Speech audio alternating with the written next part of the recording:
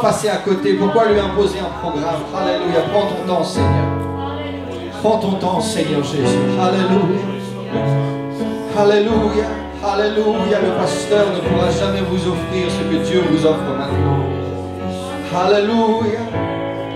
Un programme ne pourra jamais vous offrir ce que Jésus offre. Alléluia. Si je suis dans la présence de Dieu Tout-Puissant et qu'il est prêt maintenant à avoir un moment spécifique rien que pour moi, pourquoi est-ce que je veux passer à côté de ça? Alléluia. Alléluia. Alléluia. Gardons les yeux fermés et gardons le cœur ouvert. Alléluia. Et laissons le Seigneur passer maintenant. Alléluia. Alléluia.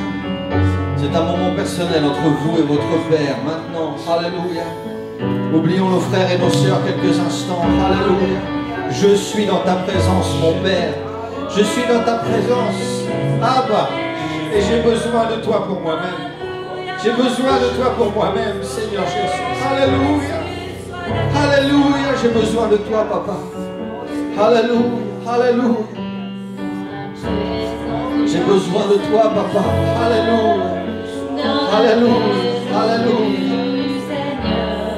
Tu trouves tout ce dont tu as besoin.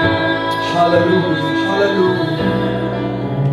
Quand nous cherchons Alléluia. sa face, alors se manifeste la présence du Dieu très saint. Alléluia. Alléluia.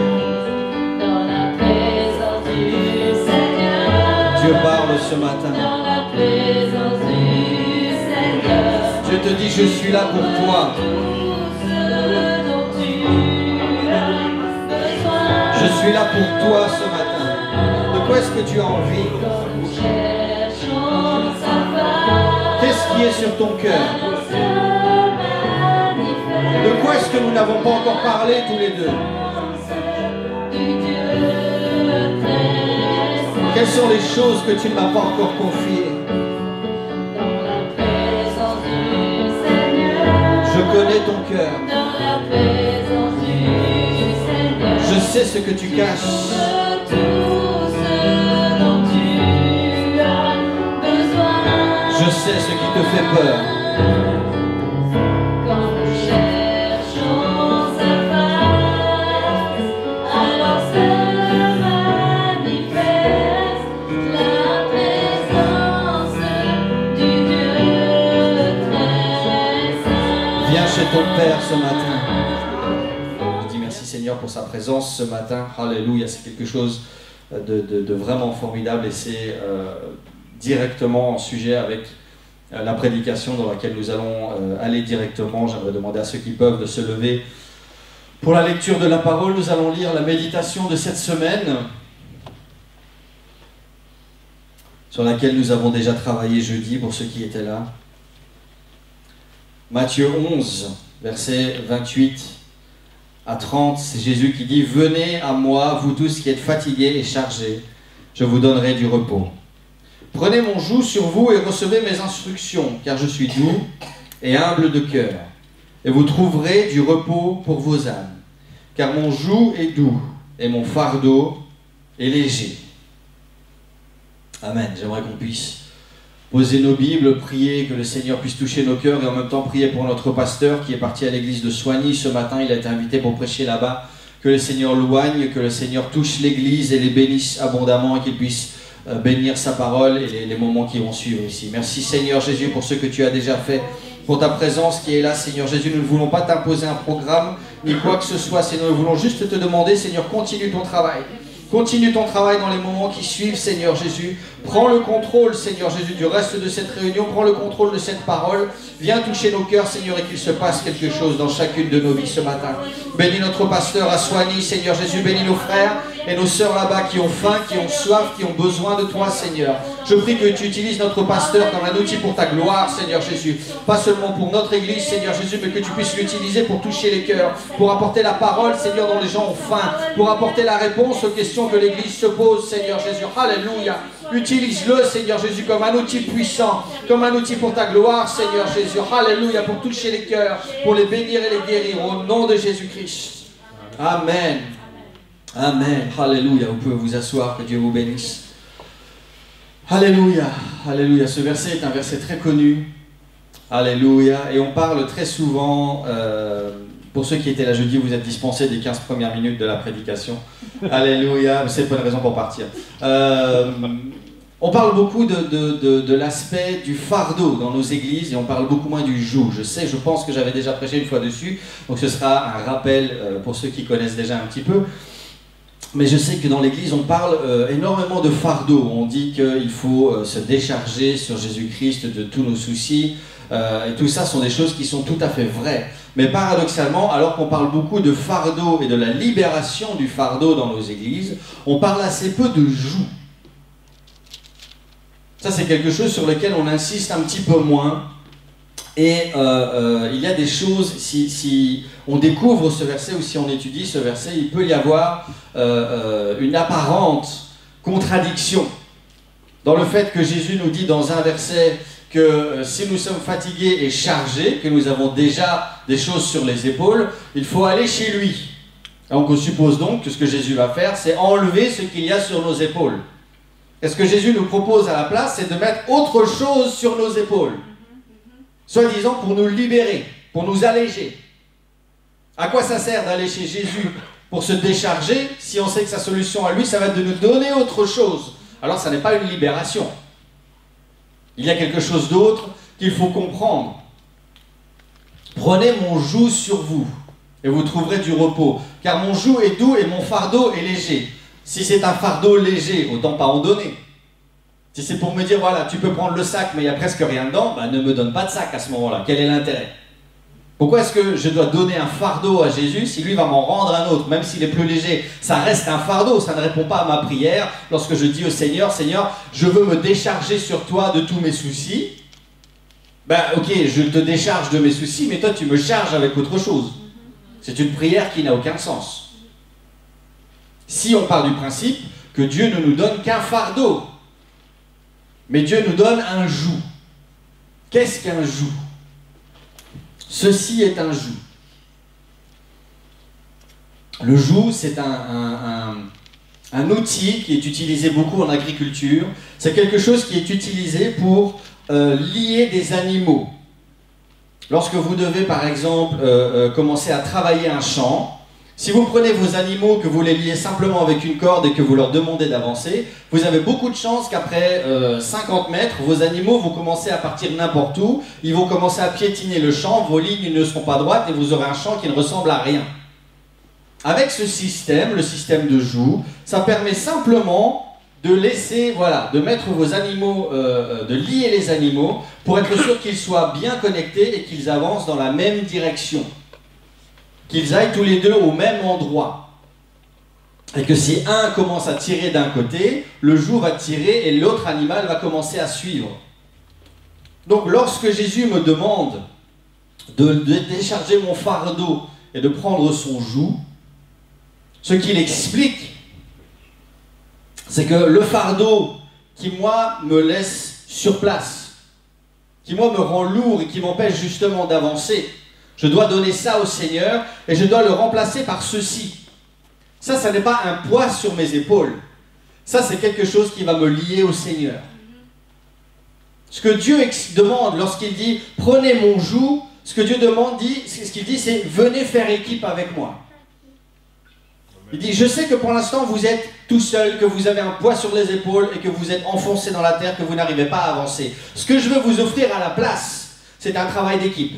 Moi, je vais enlever ce qu'il y a sur vos épaules pour vous permettre d'avancer. Et je ne vous envoie pas dans le champ tout seul. Je ne vous envoie pas vous débrouiller. Je veux qu'on soit connectés à deux. Et moi, je vais prendre la direction. Et tout ce que vous avez à faire, c'est quand vous sentez le joug qui commence à bouger, vous n'avez pas besoin de vous poser des questions, de prendre des décisions, d'avoir des responsabilités. Il faut simplement comprendre, c'est le Seigneur qui tire quelque part. Je dois simplement suivre. Et je dois simplement aller là où le joug m'emmène, là où le Seigneur m'emmène. C'est ça que Dieu explique lorsqu'il dit « Si vous êtes fatigués et chargés, Je vous offre une alternative. Là, il y a un changement de responsabilité. Il y a plusieurs choses intéressantes dans ces versets. La première, c'est un changement de responsabilité. Un changement de responsable.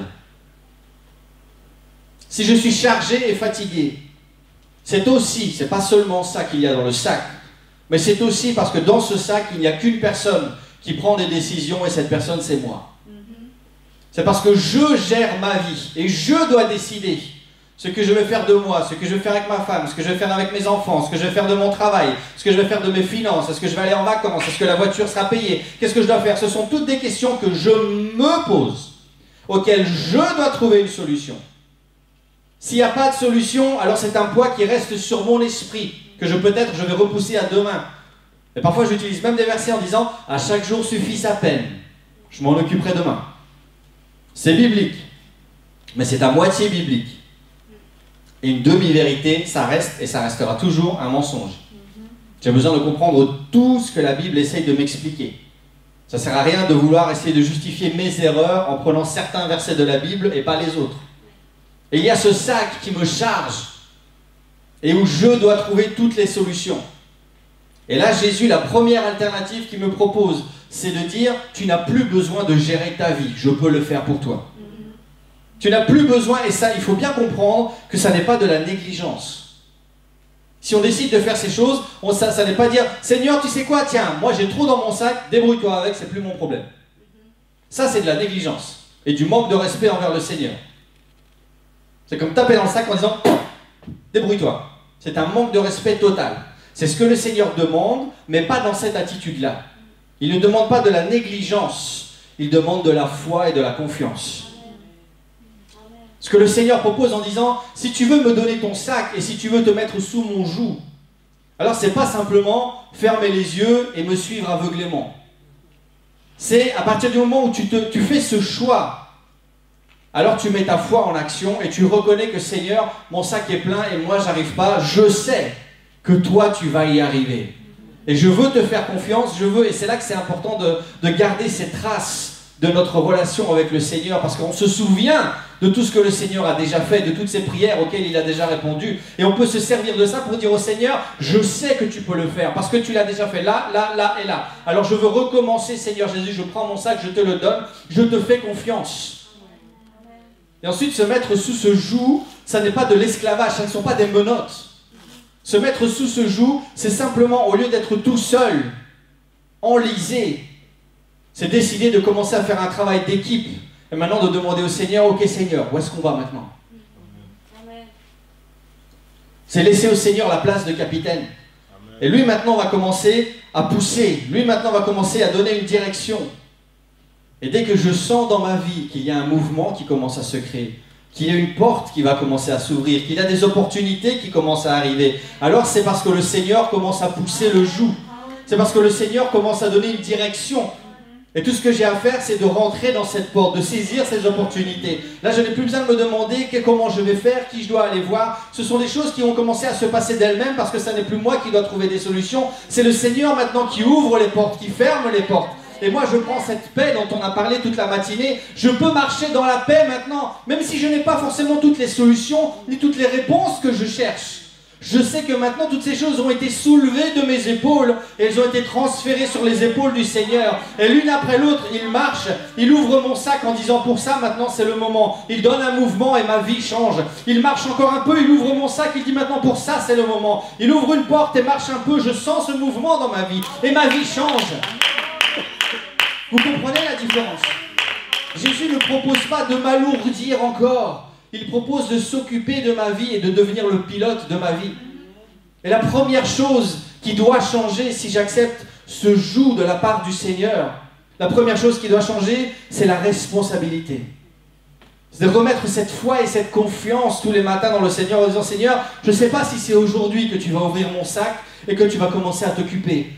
Mais moi, je sais que j'ai plus besoin de m'en occuper parce que je suis juste à côté maintenant. Je suis le copilote. Seigneur, moi, j'attends que tu bouges. Et quand tu bouges, alors je vais bouger avec toi parce qu'on est connectés. » Et ça, c'est le deuxième point très important à partir du moment où vous donnez ces choses au Seigneur. C'est de rester impérativement connecté. Parce que rester de votre côté, jeter le sac et dire « Allez Seigneur, on y va », mais si vous n'êtes pas dedans, lorsque le Seigneur bouge, il va bouger tout seul. Vous ne sentirez pas ce changement dans votre vie. Vous ne verrez pas ces portes s'ouvrir et se fermer. Parce qu'on n'est pas à côté du Seigneur, on n'est pas connecté au Seigneur.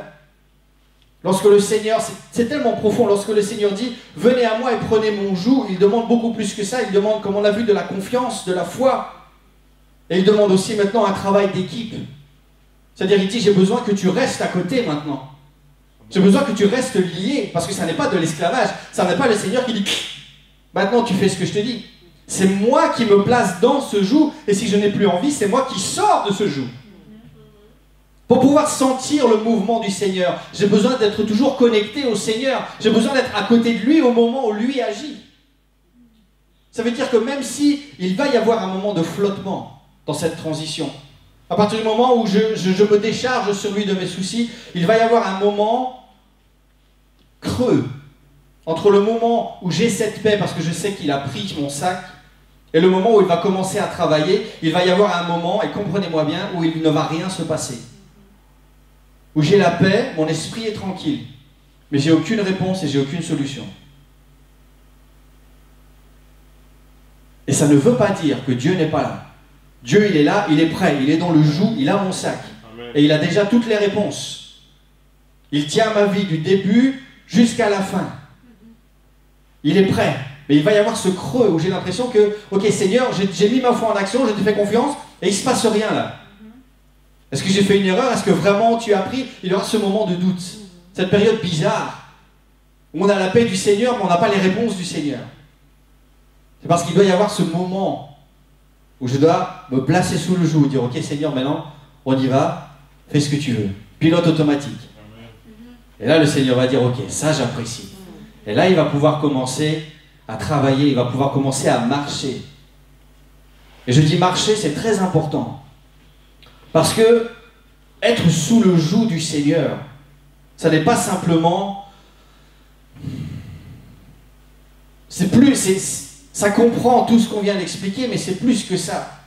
Parce que si on regarde un petit peu ces deux vaches qui sont connectées, on sait qu'elles ne restent pas fixes dans le champ.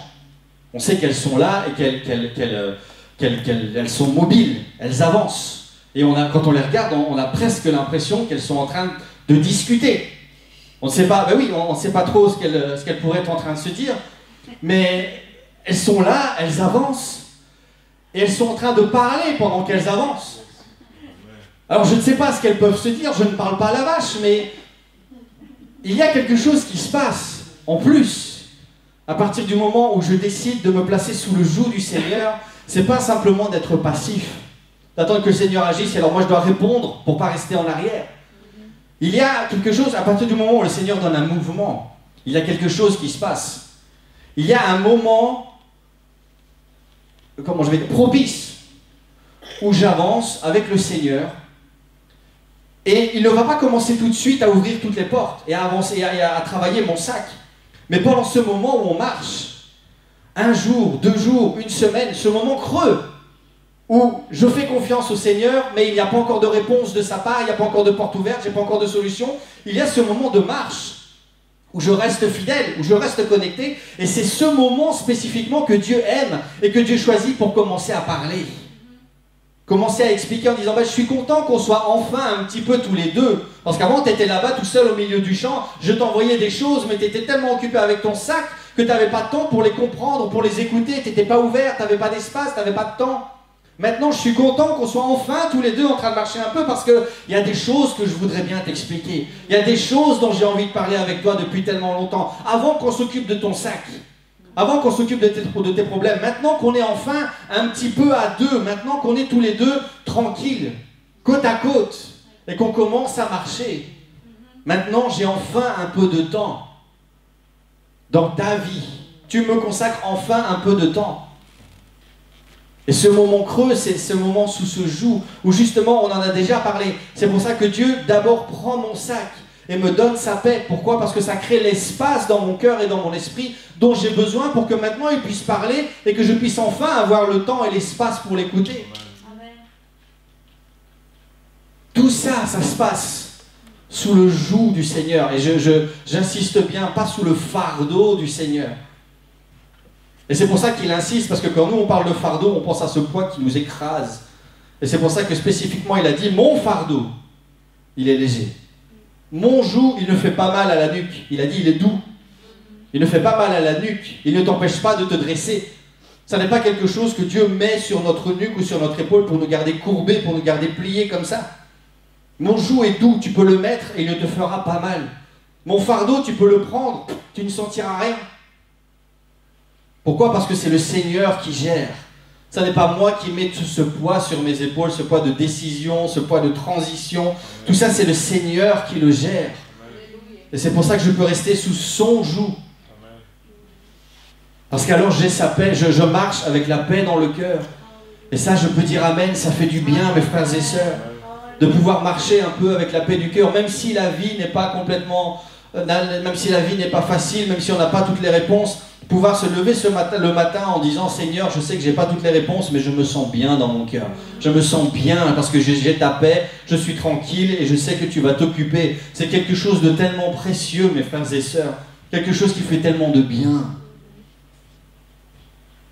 Je dois simplement me placer sous le joug du Seigneur. Je dois lui transférer les compétences en disant, Seigneur, maintenant c'est toi qui gères. Je dois rester connecté pour sentir ce mouvement.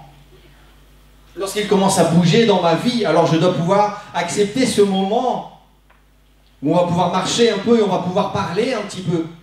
Parce que je le dis de plus en plus et c'est tellement vrai, même moi je ne gratte que la surface. Dieu a tellement de choses dont il a envie de parler à l'Église. C'est incroyable.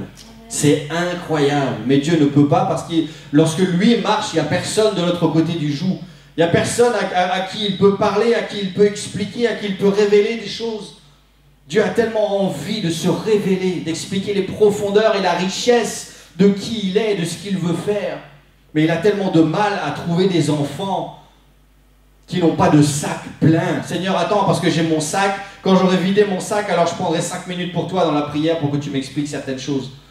Tout ça, le Seigneur dit, moi, je vais m'occuper de ton sac. Tu as juste besoin de marcher avec moi, de rester à côté. Et pendant qu'on marche, moi, je vais commencer à parler avec toi. Je vais commencer à t'expliquer des choses. Et quand tu auras compris la première chose que je vais t'expliquer, alors je vais te la prouver en prenant ton sac et en ouvrant la porte qui correspond à ce que je viens de t'expliquer. Il va confirmer sa parole par les signes, les miracles et les prodiges qui vont accompagner cette parole. Mais il a d'abord besoin de parler dans ma vie. Parce que moi, personnellement, ça ne m'intéresse pas d'avoir un Dieu qui répond simplement à mes problèmes. Ça fera du bien à ma vie. Mais à quoi ça va me servir d'avoir un Dieu que je ne connais pas, que je ne comprends pas?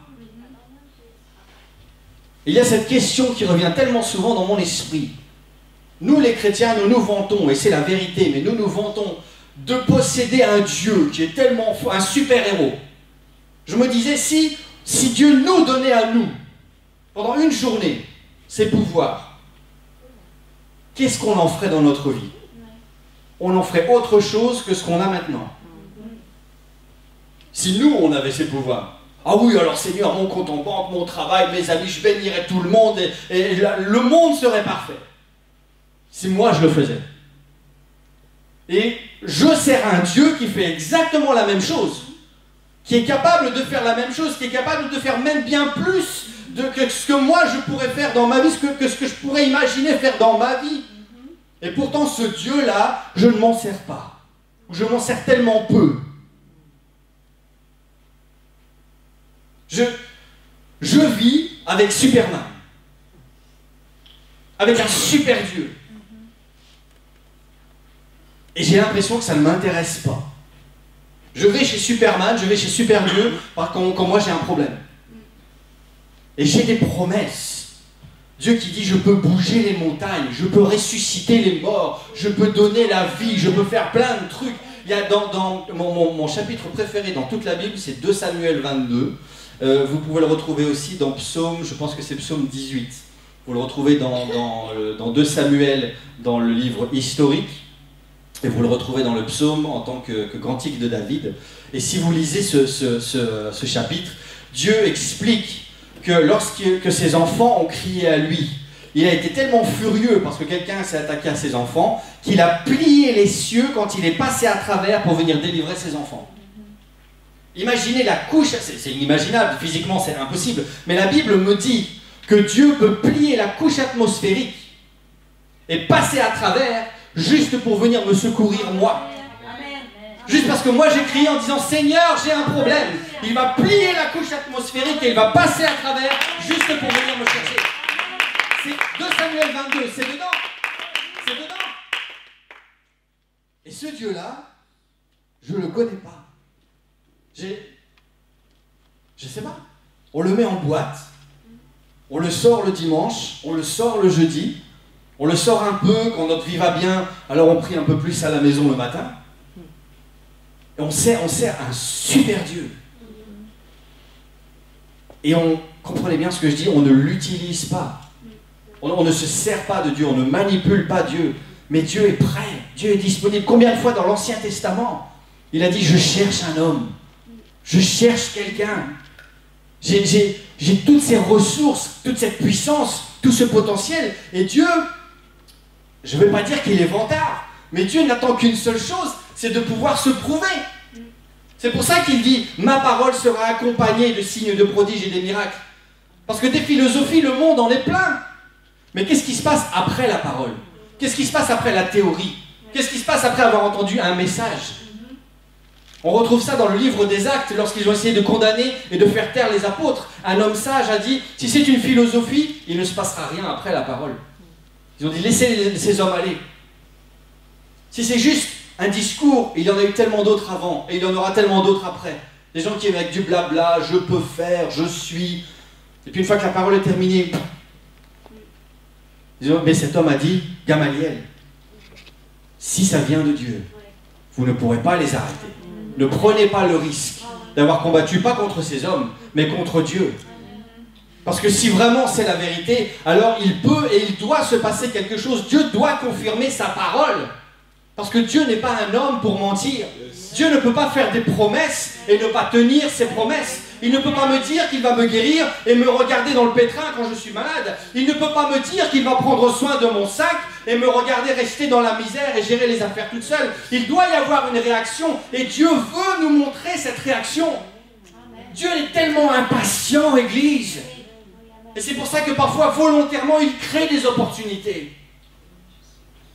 Parce que normalement, c'est triste, mais c'est comme ça, normalement, ce sont nos problèmes qui vont nous rapprocher de Dieu.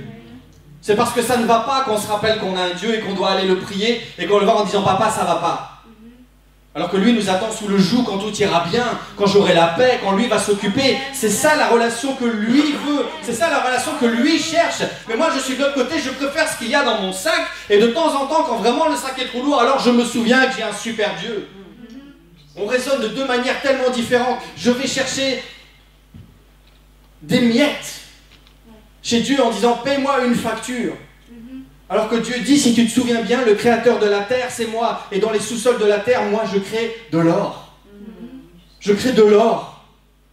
Ça, c'est ce que Dieu fait. Moi, avec ma connaissance humaine, j'arrive à faire du papier. Et sur ce papier, je mets des chiffres, là, je me dis, oh, 500 €, c'est beaucoup. Dieu a fait une parole.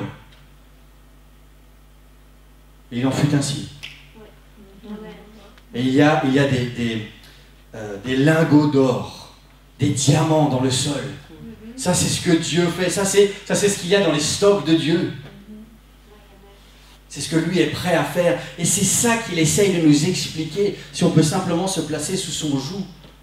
C'est nous expliquer ces choses une à la fois. C'est pouvoir commencer pendant une semaine à avoir cette marche avec le Seigneur. Et pendant une semaine, il va mettre une pensée dans notre esprit. Et on marche avec lui et tout n'est pas encore résolu, on a toujours des problèmes, mais c'est pas grave parce qu'il nous a donné sa paix, on lui fait confiance et Dieu va s'en occuper quand c'est le temps. Moi, je dois juste marcher. Et Dieu met le lundi matin, je commence à prier, Dieu met cette pensée dans mon cœur, je me dis tiens, c'est vrai. Et je vais commencer à chercher dans ma Bible. Et à la fin de la semaine, je suis convaincu, c'est vrai que finalement, je n'ai pas demandé à Dieu, j'ai jamais osé. Et à la fin de ma semaine, alors que je suis toujours sous le joug, Seigneur, mais finalement, il y a cette discussion pendant la semaine, il y a cette vie de prière. Il y a cette pensée que Dieu commence à mettre dans mon cœur et qui commence à me faire réfléchir autrement. Mais Seigneur, finalement, j'ai jamais osé. Alors, est-ce que tu pourrais essayer de faire ça? Et là, Dieu me rappelle, mais tiens, c'est ce que j'ai mis dans mon sac.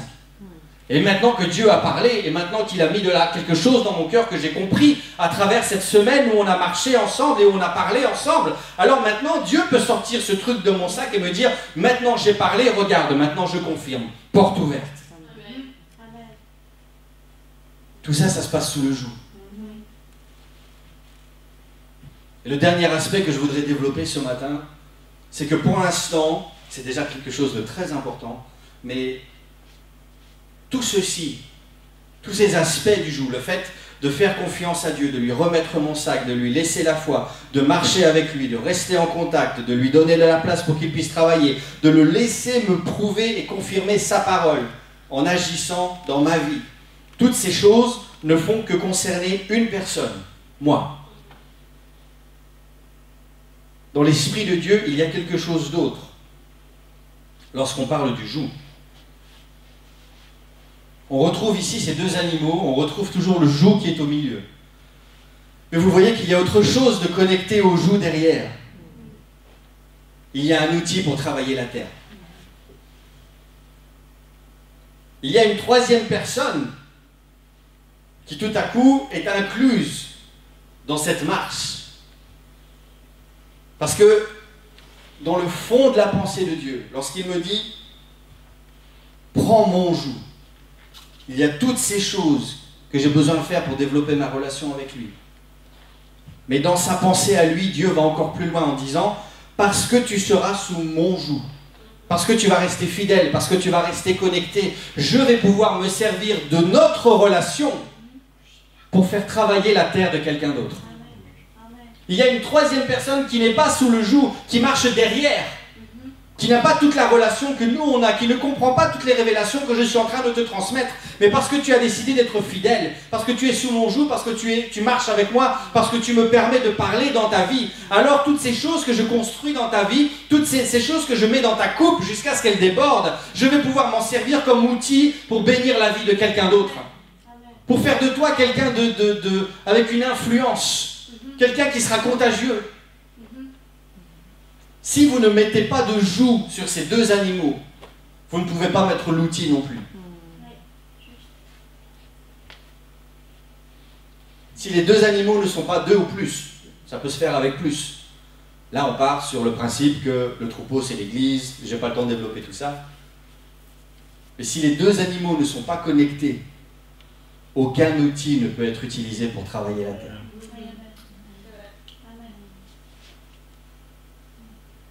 Tout part de ce joug. Ce petit joug qu'on ne connaissait pas, qu'on ne comprenait pas, qu'on voyait plutôt comme un fardeau. Seigneur, des fardeaux, j'en ai déjà assez, merci. C'est Dieu me dit, tu n'as rien compris. Tu n'as rien compris. J'essaye de te l'expliquer, mais je ne te retrouve pas dans la prière. Je ne te retrouve pas sous mon joug lorsque j'essaye de te faire comprendre ces choses. Je ne te retrouve pas. Merci Seigneur pour la puissance de la prédication, mais j'ai toujours été... Il y a des choses que j'ai reçues à la maison que je n'ai jamais entendues dans l'église. Pas parce que ça n'est pas biblique, parce que ce sont des choses privées et personnelles. Ce sont des conversations privées pour lesquelles j'ai besoin que Dieu me parle. Ce sont des choses que je n'ai pas besoin qu'il expose à l'église à travers un prédicateur. Même si l'église ne saura pas forcément que c'était pour moi et que ça ouvre une porte sur ce qui se passe dans ma vie. Il y a des choses pour lesquelles j'ai besoin que le Seigneur me parle à moi personnellement. Et il y a des choses que je retrouve dans mes prières du matin, quand j'ai le courage de sortir ma tête de mon oreiller. Ce sont des perles, ce sont des diamants dans ma vie, dans ma marche spirituelle, que je note dans un cahier et que je parcours régulièrement. C'est une richesse qui est complémentaire à la richesse de l'Église, mais je ne peux pas simplement me reposer sur l'Église pour alimenter ma relation avec le Seigneur. Je ne peux pas simplement dépendre de la vie spirituelle du pasteur ou de l'équipe pastorale pour pouvoir m'enseigner tout le temps, parce que ce sont des principes généraux que je vais recevoir. Merci Seigneur. Mais il y a un moment, on ne peut pas être un parent et éduquer son enfant en disant je vais te donner ce que tout le monde te donne. Pourquoi? Parce que chaque enfant est différent. Et parce que je vais mettre mon cœur plus dans mon enfant. Pas que j'aime pas les autres, mais c'est ma chair. C'est mon sang, c'est moi, c'est mon héritage, c'est ma postérité. Et Dieu fait la même chose dans l'Église. Dieu nous envoie une bénédiction, il nous envoie un encouragement, il nous envoie une parole qui va faire du bien à nos âmes. Mais il y a un moment, le lundi matin, où Dieu est là, au saut du lit, et se dit maintenant, mon fils, ma fille, qui est ma descendance, ma postérité, mon héritage, ma création, j'ai envie de lui parler, à lui, à elle. Et Dieu est là, Dieu est dans le champ spirituel, il est dans notre vie. Lui, il est déjà là. Et tellement souvent, il se tourne la tête et il voit qu'à côté, il n'y a personne. Parce qu'on est déjà parti travailler, parce qu'on n'est pas encore réveillé, parce qu'on habille les enfants, parce qu'on est déjà plongé dans nos factures. Dieu dit, donne-moi tout ça. Donne-moi ton sac, laisse-moi m'occuper de tout ça. Reconnais que je peux faire plus. Et viens te mettre là. Viens te mettre là. Laisse-moi marcher avec toi et laisse-moi commencer à t'expliquer des choses que le pasteur ne pourra pas t'expliquer parce qu'il n'a pas le temps, parce qu'il doit prendre soin de toute l'église. Moi, je peux t'expliquer des choses parce que moi, je connais ta vie, je sais ce que tu cherches, je sais la question que tu m'as posée, que le pasteur ne connaît pas, que l'équipe pastorale ne connaît pas. Tu dois simplement être à côté et je n'ai pas forcément besoin de jeûne, de prière, d'intercession. J'ai besoin de ta disponibilité. Amen. Sois là, prends ma grâce, prends ma paix et écoute-moi. Et on va commencer à marcher cette semaine et tu dois juste recevoir une pensée qui va commencer à te faire réfléchir et tu vas commencer à retourner dans la parole et cette foi va commencer à grandir. Et à la fin de la semaine, quand tu seras convaincu, je vais ouvrir le sac et cette question que tu m'as posée, je vais y répondre juste pour te prouver que c'était bien moi qui étais là, juste pour te prouver que ma parole est juste, que je la confirme en ouvrant cette porte, en fermant cette porte, en répondant à ce qu'il y a dans le sac. C'est la carotte au bout du parcours. Parce que si Dieu répond directement, alors on n'a plus besoin de la route, on n'a plus besoin de la semaine, on n'a plus besoin de ces discussions. Seigneur, je prie, tu réponds, merci, salut. Si le Seigneur me dit, avant de répondre, il faut qu'on parle, alors je sais que je dois prendre ce moment de discussion avec le Seigneur. Ce moment pour lui laisser de la place, où le Seigneur va mettre cette chose dans mon cœur qui va grandir. Et ensuite, cette idée, ce principe, ce nouvel outil qu'il va vouloir venir greffer dans ma vie, il va le confirmer en prenant ce qu'il y a dans mon sac et en y répondant. Ça, c'est ce qu'il y a sous le joug du Seigneur.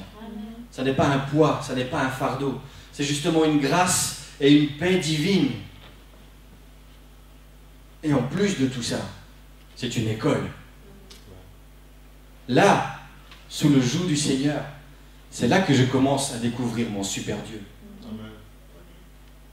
D'abord, je commence à découvrir sa personnalité. Parce que quand il va me parler, je vais le découvrir. Je vais voir s'il est tendre, s'il s'impose, s'il est puissant, s'il est... Je vais pouvoir le découvrir un peu vraiment dans sa personnalité. Et quand il va commencer à m'enseigner des choses, tu vois, il y a ça dans ta vie que tu as fait, moi je le fais différemment. Si tu me laisses m'occuper de ça dans ta vie, donc Dieu fonctionne comme ça. Dans la pensée de Dieu, ma vie devrait fonctionner plutôt comme ça. Donc ça voudrait dire que ces personnes-là ou ces choses-là, là Dieu et moi on n'est pas d'accord. Et là je commence à découvrir super Dieu.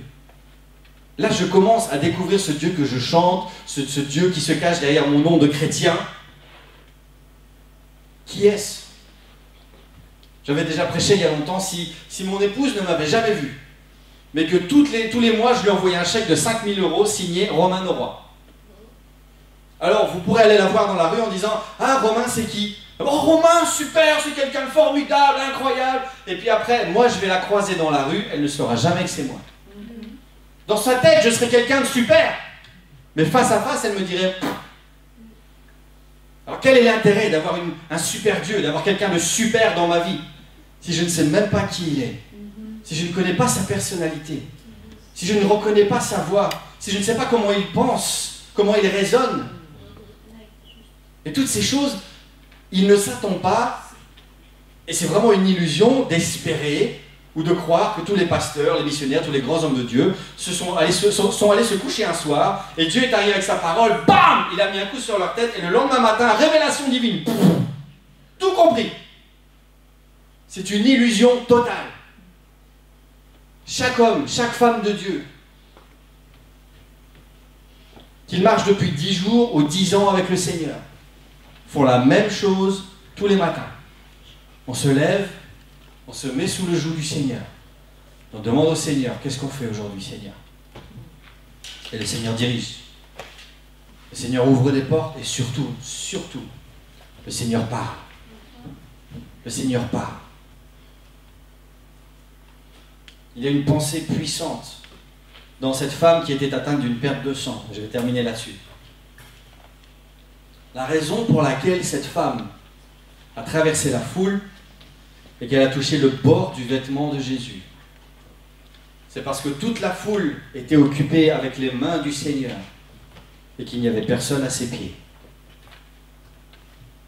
Parce que tout le monde est occupé avec les miracles de Jésus, avec ce que Jésus peut faire pour moi, avec mon sac, Seigneur, tu vois qu'il est plein. Et personne ne se demande ce que Dieu peut faire si je passe un peu de temps à ses pieds. Si je peux prendre le temps, au lieu de chercher le Dieu qui agit, si je peux chercher, simplement me poser la question, qu'est-ce qui se passerait dans ma vie? Qu'est-ce que Dieu pourrait bien me dire si mon prochain moment de prière, je le passais avec mon sac fermé, sans dire au Seigneur, j'ai besoin. Que simplement dire au Seigneur, Seigneur, est-ce que tu as quelque chose dont tu veux qu'on parle? Et je peux déjà vous garantir à 300% que la réponse du Seigneur à cette question, c'est oui. Il n'y a jamais un moment dans votre vie où Dieu n'aura rien à dire. Il n'y aura jamais un moment dans votre vie, désolé de vous le dire, où Dieu va vous dire, bravo, tu as tout compris. C'est une école, c'est un apprentissage. J'aimerais qu'on puisse tous baisser la tête ce matin. Le joug du Seigneur. Ça n'est pas un poids, ça n'est pas un fardeau. C'est une école. Et l'outil le plus important de cette école, c'est la communication. Dieu veut parler. Dieu veut parler. Et il va de temps en temps utiliser son serviteur derrière le pupitre.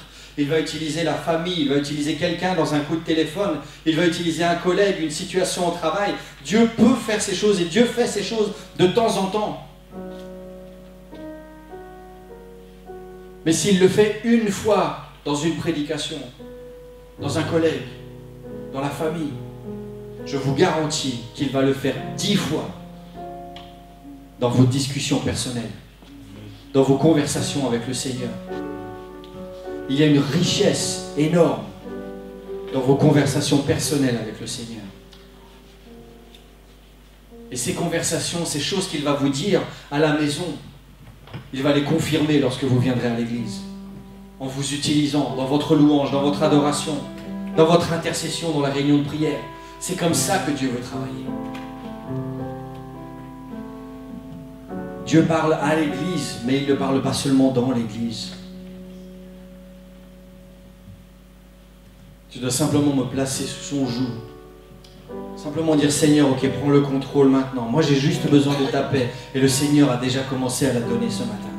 Il a déjà commencé à confirmer sa parole avant même qu'elle soit prêchée ce matin. J'ai juste besoin de ta paix, Seigneur. Et je ne veux pas être négligent ou irrespectueux. Je ne veux pas simplement te lancer mon sac. Seigneur, je veux te dire que je te fais confiance. Que ma foi est en toi, Seigneur Jésus. Que je veux que toi, tu prennes soin de mon sac. Et ma seule prière, Seigneur, c'est parle maintenant. Crée un mouvement dans ma vie. Ouvre une porte, ferme une porte. Et je veux commencer à te suivre, Seigneur.